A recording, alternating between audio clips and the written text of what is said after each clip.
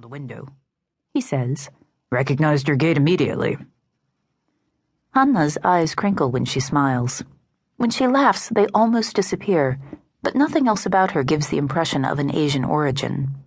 Her smooth brown hair is totally European. Her face is only memorable when she smiles or laughs, and her movements are unremarkable, except when she's fencing on the piste.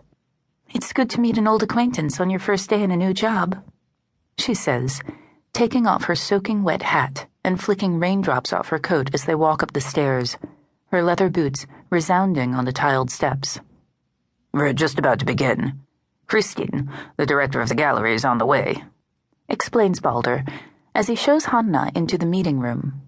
Hanna smiles nervously at the three faces turned to greet her. She hasn't been in a management position before, and doesn't know which of the three will be working for her, but the job description mentioned 2 staff. Balder introduces her. "This is Augusta, assistant head of exhibitions. She was quite the asset to Bjorn, your predecessor." Augusta nods at Hanna. "Stein is in charge of conservation and looks after the premises," adds Balder.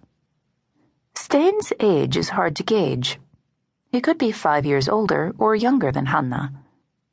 He stands up and greets her with a firm handshake. His hand is big and bony. His eyes remind Hanna of blue-gray basalt, smooth, hard, but genial as if warmed by the sun. Hanna is still holding his hand when he quickly drops his eyes and lets go, as if she were being too intimate. Balder continues the introductions. "This is Thor, our legal expert," he says.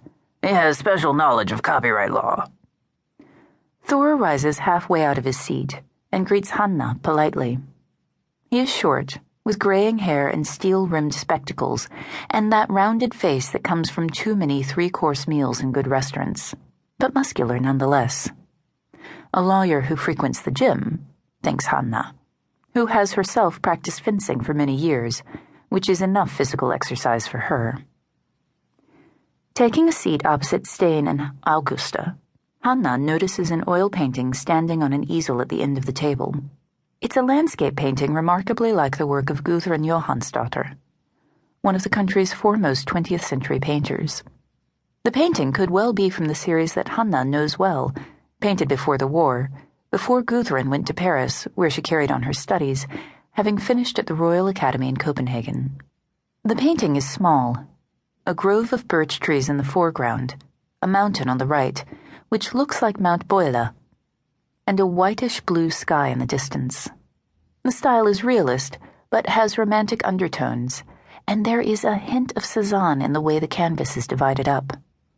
The brushstrokes have that firm rhythm that Hanna is so familiar with from Gudrun's work. She leans back in her chair to take in the picture and catches Stein's eye. He gives her an almost imperceptible grin, and she responds with a glimmer of a smile before looking away. She's not going to start her new role by exchanging looks when she doesn't know their significance. There is an aura of politeness around the meeting table. No one refers to the painting. Puffing and panting, Christine eventually arrives and shakes Hanna's hand.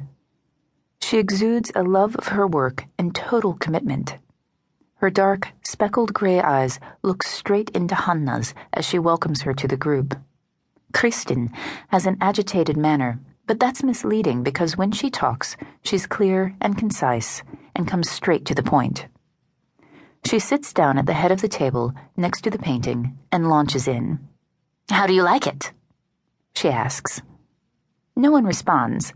They haven't been told anything about the painting or the meeting's real agenda. "Elisabeth Valsdottir has given us this work of art," Christine continues proudly. "As you can see, it's clearly by Gudrun Johansdottir. Elisabeth bought it at auction in Copenhagen recently for 8 million kroner.